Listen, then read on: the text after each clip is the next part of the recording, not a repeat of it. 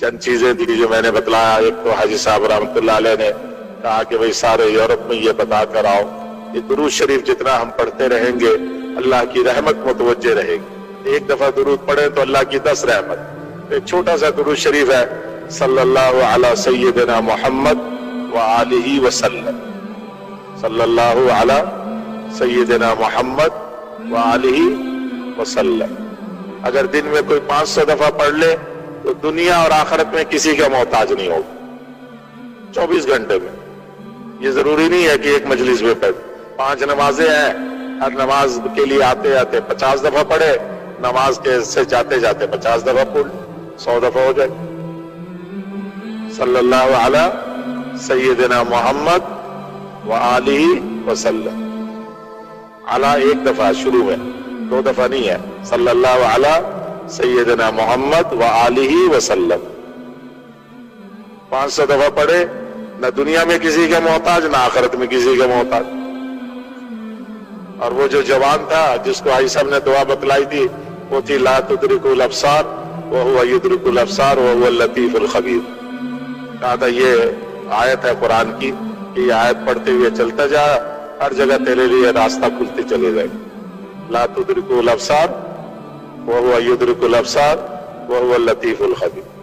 حافظوں سے پوچھ لو بھائی, لا تدرک الابصار وہو یدرک الابصار وہو اللطیف الخبیر. اپنے مسجد کے امام صاحب ہیں ان سے لکھوا لینا, پڑھتے رہو, وہ بارڈر کراس کرتے جاؤ, اس میں تعداد نہیں ہے. اور وہ جو تانے دار صاحب کو حاجی صاحب نے بتلایا تھا وہ یہ بتلایا تھا کہ جب گھر میں داخل ہو, جب بھی گھر میں داخل ہو زور سے سلام کرو, السلام علیکم ورحمۃ اللہ وبرکاتہ. کوئی گھر میں ہو یا نہ ہو. حدیث پاک میں آتا ہے کہ جو گھر میں سلام کر کے داخل ہوتا ہے اس کے لیے اللہ تعالیٰ وافر رزق کا فیصلہ کر دیتا. صرف سلام کرنے وافر, جب گھر میں داخل ہو سلام کر.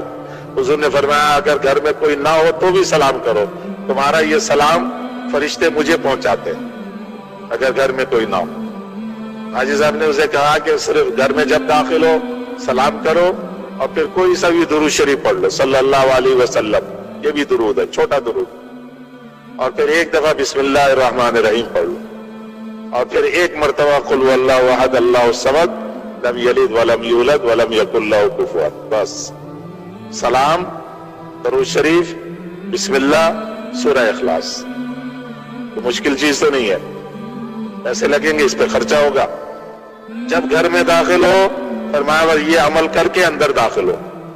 جتنا قرضہ ہے وہ بھی اللہ اتار دیں گے, آئندہ مقروض بھی کبھی نہیں ہوگا, اور وافر رزق کا بھی فیصلہ ہو جائے گا. نہ کسی کے پاس جانے کی ضرورت, نہ مانگنے کی ضرورت. 15 دن کے بعد ہی اس نے پیغام بھیج دیا حاجی صاحب کو کہ جی میرا تو کام اللہ نے چالو کریں گے اہتمام.